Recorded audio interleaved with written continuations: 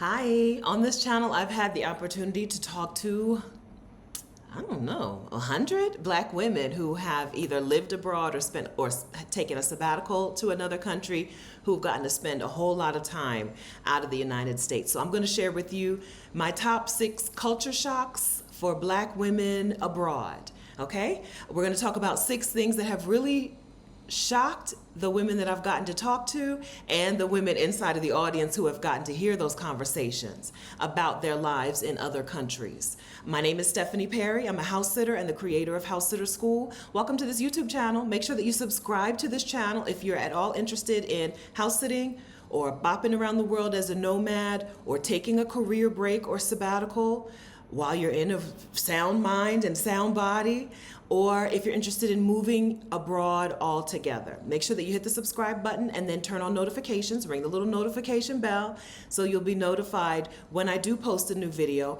or when I go live with my special guests who have given me the information to make this video today. Okay? Make sure that you subscribed. Thank you. All right. Also hit the like button for me. Thanks. I appreciate that. I'm in San Jose, Costa Rica right now. Let me give you something to hit the like button for. I'm in San Jose, Costa Rica. I've spent for the last 3 years, I've spent half of the year in San Jose. I haven't technically lived in the United States since 2015.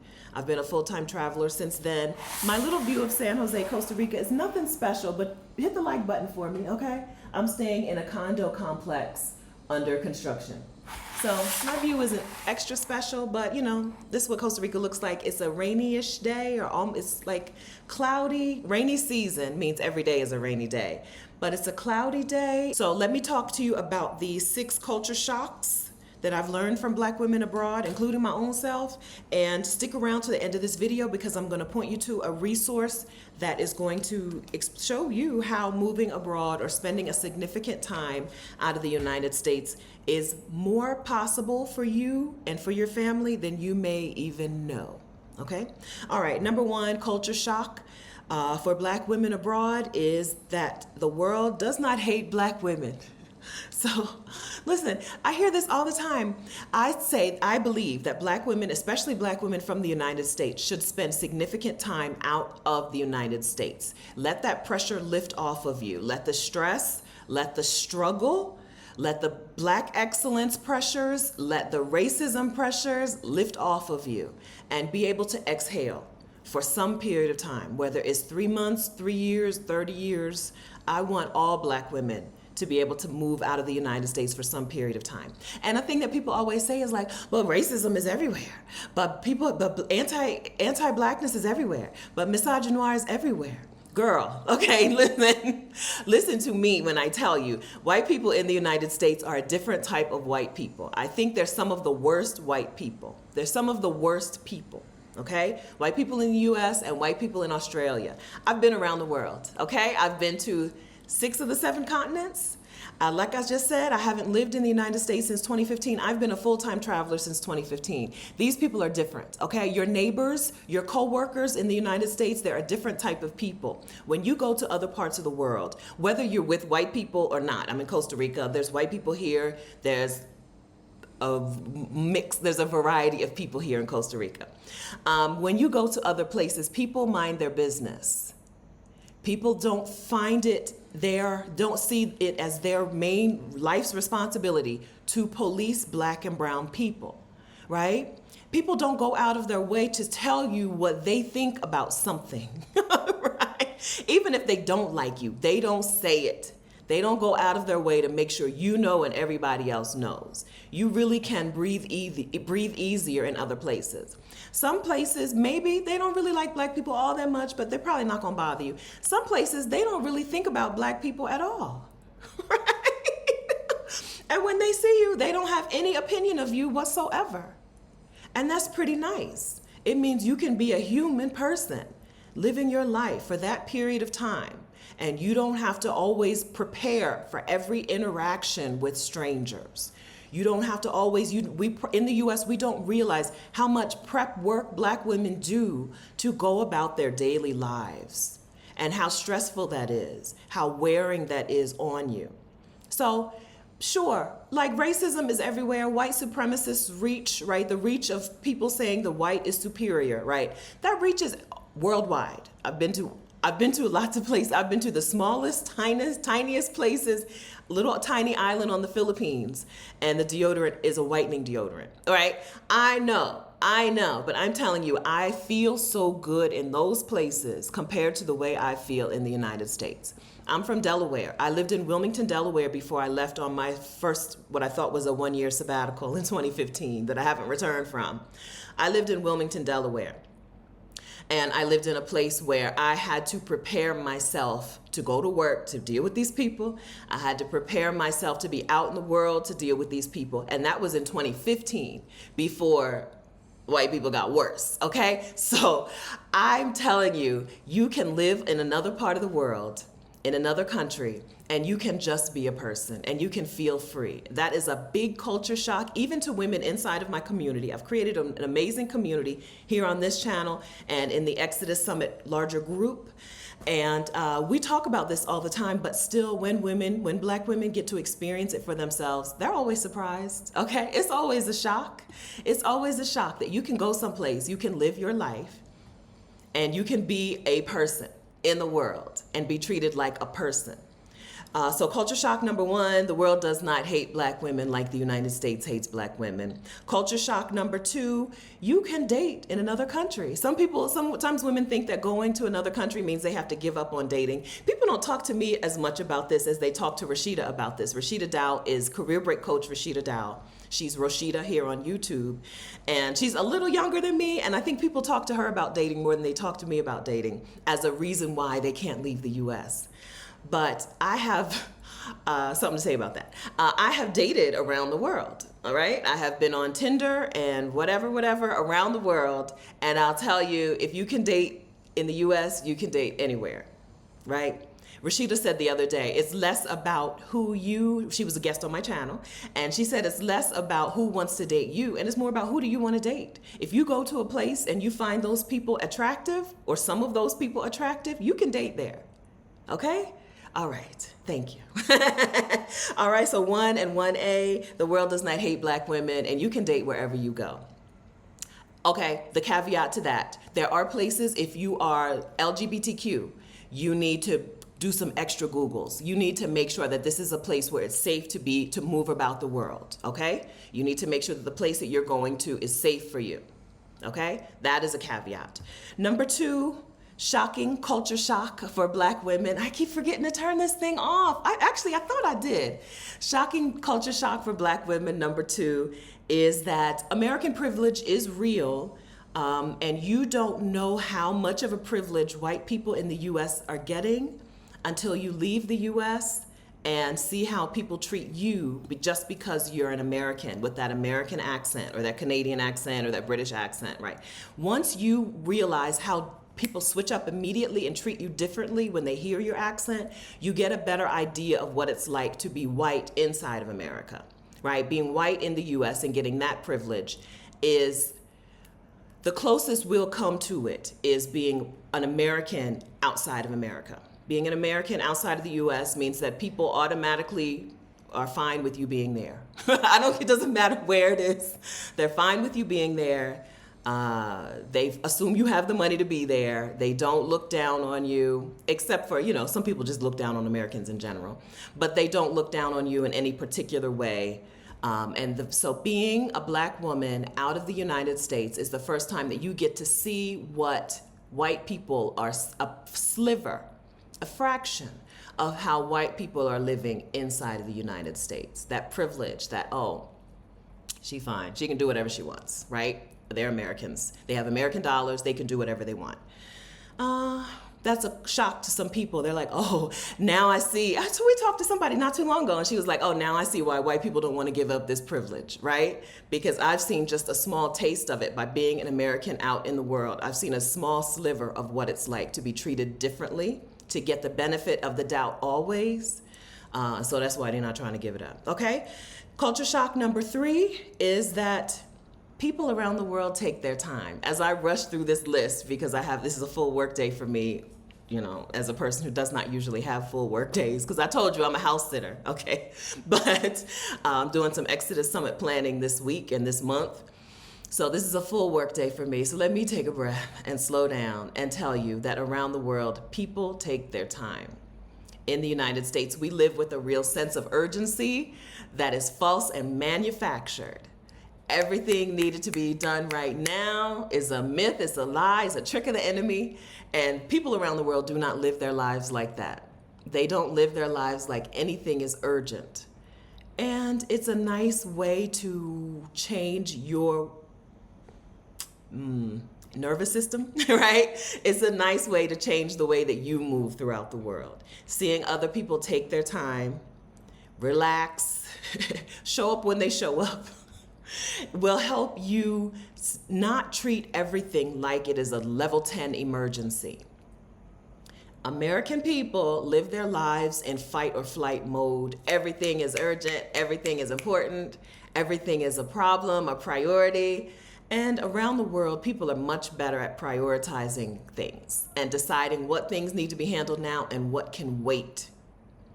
Now, when you get abroad, you'll think still that things are a priority, and people will show you daily that it can wait, right? Whether it's the person who's the real estate agent you're supposed to be meeting up with to go look at some rentals, or a person who's coming to your house to deliver something, right? People let you know it can wait. It's not urgent. I spent some time in Portugal the first time in 2016, and I went into a coffee shop, right? They had a little sign that they had an espresso, a coffee, espresso, and a pastry for €2. The little pastiche de nata, little pastel de nata. It's a little egg tart that I love, love, love, love, love, love, okay? And they had a sign that it was €2. So I go there to get mine, and I asked for my coffee to go, and she was like, sit down. I asked for my €2 breakfast to go, and she said, it wasn't even like, okay, well, mate, we could probably figure out how to do it to go. She was like, sit down. I don't speak Portuguese, but I know what that woman told me.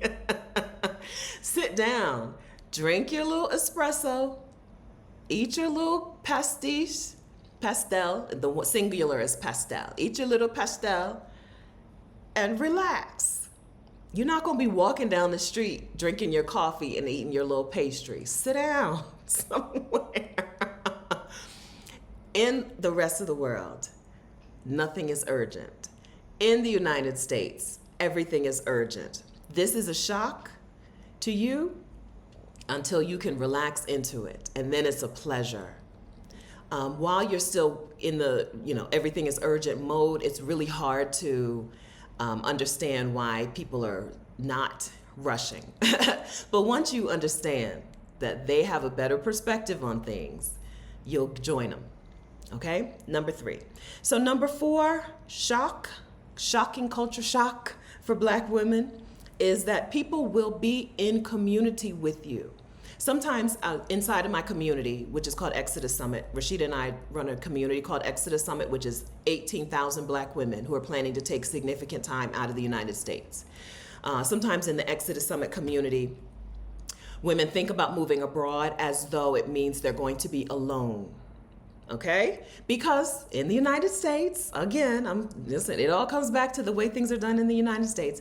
In the US, we're told that we're supposed to do it all alone. We're supposed to be able to do it all and do it all alone.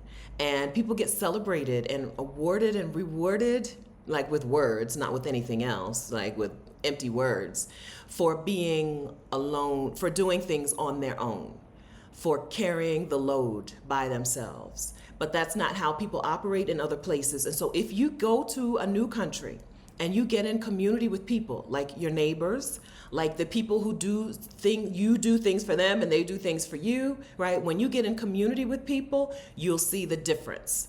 The difference in your life, the difference in your health, the difference in your well-being, the difference in your satisfaction when you stop trying to do everything by yourself, right? This comes down from small things like in Costa Rica, even though this is not an inexpensive place it's Central America, but it is not what you would think of as Central America priced, right?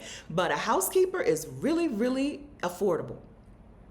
Here in Costa Rica, you can pay I've paid between 25 and 30 US dollars to have a housekeeper clean my house, whatever Airbnb I'm in, right? For the full cleaning. And that lady will be nice to you. She will walk in that door and be on your team. Y'all are on a team together. She's in community with you. I've had housekeepers sit and teach me words when I was struggling to communicate with them. I've had housekeepers take their time and teach me some words. I've had a housekeeper notice that I had lost the back of my earring, and she came the second time to clean, and she was like, you know what? In Spanish, right? I forgot to bring you the back. I have some extra earrings and I meant to bring you a back for your earring, right? She was like, next week I'll bring it. But I was gone before the next week, right? I was only there for a few more days when she came to do that cleaning. People do not think of themselves as individuals in most other parts of the world.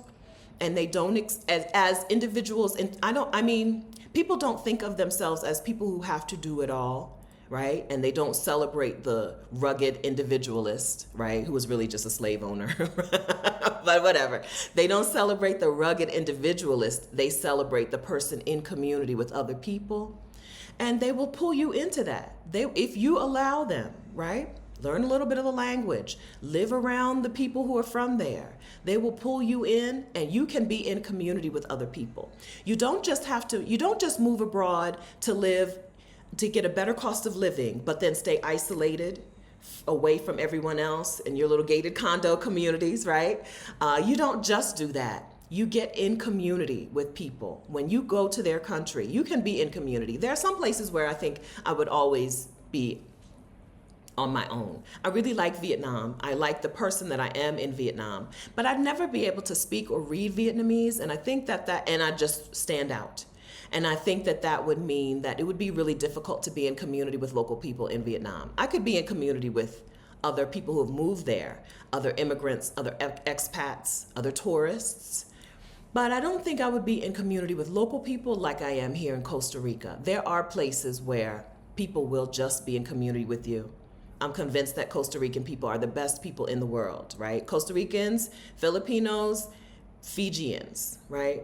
From my experience, and South Africans, okay? From my experience, these are the places where it don't matter. Just go. They'll pull you in, okay? They will pull you into their community and you'll love it.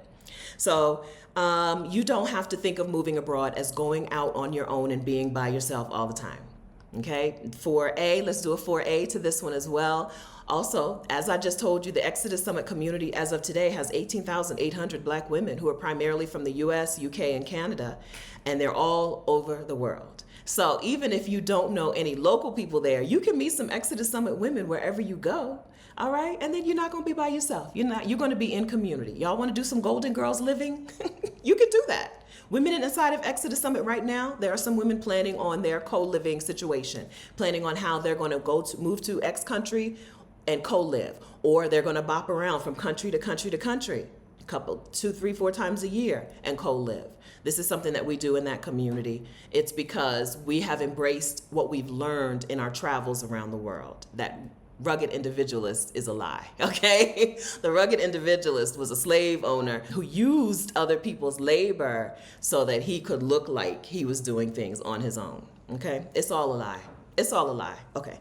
Number 5, shocking culture shock for Black women abroad. Let me get some water, okay? I'm trying to do this without editing because, listen, I got a lot to do today. Number 5, shocking culture shock abroad is child-friendly doesn't exist around the world. People don't label things as child-friendly or events or spaces because children are welcome everywhere. It's not even a thing that they have to address. I've never seen any event or any venue advertised as child-friendly because people bring their children with them everywhere. I love Portugal. I already told you I've been to Portugal. I went to Portugal for the first time in 2016. One of the things that stood out to me the most was that people were out eating dinner at 9 p.m. at restaurants with the kids. like 3 generations of family and friends out eating dinner at 9 p.m. at an outdoor patio restaurant, just talking and laughing and kikiing with their children. Child-friendly doesn't exist because that is the default. It's the way people understand life to be. They don't shoo their children off into little corners. They also don't shoo their old people out of the way. In Latin America in particular, but in a lot of the world, old people, seniors, are revered and respected and included. I've been on the bus in different towns in Mexico where they have special seating for seniors and nuns, right? This is special seating, seniors, nuns, and pregnant women. This is a special row of seats. You better not sit there if you're not a senior, a nun, or a pregnant person, right? There are places where these things are the default, and so you don't have to look for them because it's everywhere. It's everywhere but there. Everywhere but where you are is already child-friendly. So that doesn't have to exist. I'm going to end this with a good, fun culture shock, and that is you can find your hair products if you're using like drugstore hair products. If you're using Cantu products, I've seen Cantu all over the world. I have some favorite hair products that I get in the U.S., but they're not things that I've seen other places. Camille Rose Naturals, Chemet Biologics. I love their hair products, but I've never found them anywhere outside of the United States. So I bring some with me, and then when I run out, I just go get whatever drugstore product I'm used to getting, like Garnier Fructis, whatever. And then I just add in a bunch of avocado oil or olive oil or something, Jamaican black castor oil. But you'd be surprised, some of the hair products that you do know, I have seen around the world. I've seen Cantu everywhere. I think everywhere. It's like I was in the Caribbean pretty recently, in South Africa not too long ago, and Mauritius. So it would make sense to have seen black hair products there. But I've seen black hair products in Europe as well, like Cantu and stuff. So if you can get yourself used to some drugstore brands, the bigger drugstore brands, you can find them where you need them. And then if not, you just go home every now and then or go someplace every now and then and get them shipped to you. Costa Rica, you can order stuff to Florida and then DHL will bring it from Florida over here to you and whatever. So you can get the things that you need. Your hair care products should not be a reason that you don't go, that you don't leave the country for a significant amount of time to feel that feeling that I'm talking about, that feeling of humanity that you get to feel when you leave the United States. All right, one more drink of water. I'm 50, and for the last couple years, listen, dry mouth has been my thing. I'm 50 now. They told me after perimenopause it was going to go away, so hopefully the dry mouth will go away sometime soon. All right. I told you that I was going to point you to a resource that you were going to love. I'm actually going to point you to 2. First, I'm going to point you to Exodus Summit. Exodus Summit 2024 is happening online October 11th through 14th, and tickets are available at exodussummit.com. Exodus Summit is an online conference for Black women who want to move out of the country or who want to spend some significant time out of the United States, whether it's for a career break or a mini retirement or a full-on retirement or something else. If you're at all interested in leaving the United States or Canada or UK for some time, right? And the planning of it seems like it would be hard, and the price tag seems like it would be too much, and the loneliness seems like it would be a problem, and right? These are reasons you should come to Exodus Summit 2024, because we bring in speakers who explain to you and teach you how to navigate those problems, those buts, right? I'd love to spend a winter out of the country, but, right? We have sessions to address them buts, okay? If the butt is money, right? We have some sessions on, Marsha Barnes, who is the finance bar, is teaching a session on financial planning and strategy. Adelia Aborashade, who is Picky Girl Travels the World, is teaching a session on knowing the number. How do you calculate how much it would even cost you to go somewhere? How do you even know what a winter in Costa Rica or South Africa or Portugal or Mexico would cost you? Right? Adelia's session will teach you how to actually do the calculations, because what we find, friend, is once you pull out your little calculator and you see the number, you're like, oh, This is manageable. This is doable. Let's go, right? We have a couple of sessions that are helpful if your but is, but I need to work.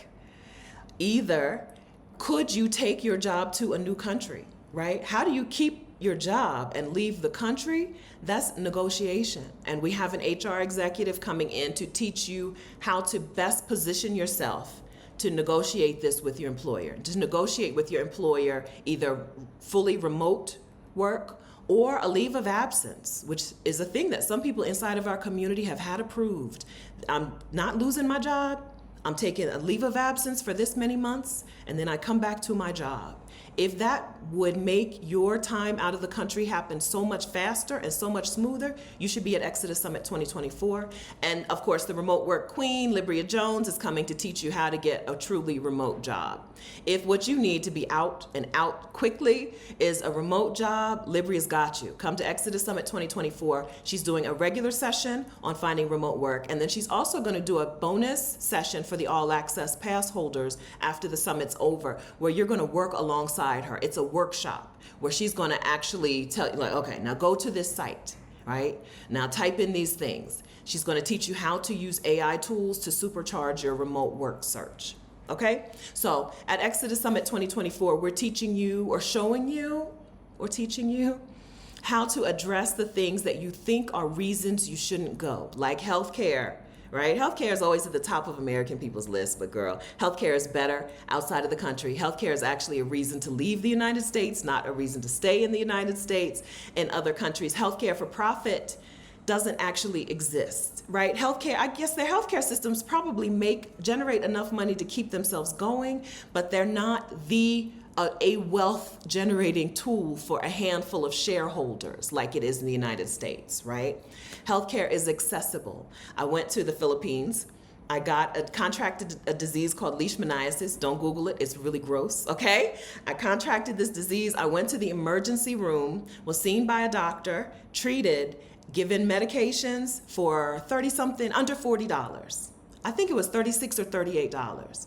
Have you ever set foot in an emergency room for $38? There are places where healthcare is a thing that people need, and so it's not a tool, a mechanism for a few people to get rich. It's just a human right. So healthcare, a reason to go to another country, not a reason to stay in the United States. Exodus Summit 2024 will help you address the things that you think are reasons you shouldn't be moving abroad or reasons you can't move abroad, including how to school your kids, what do I do about my senior parents, all of that. We've got sessions on all of that. This is the 5th year that Rashida Dow and I are hosting Exodus Summit. Every year, women come to the summit not quite sure that this thing is even going to work for them. And every year, they leave the summit with a plan.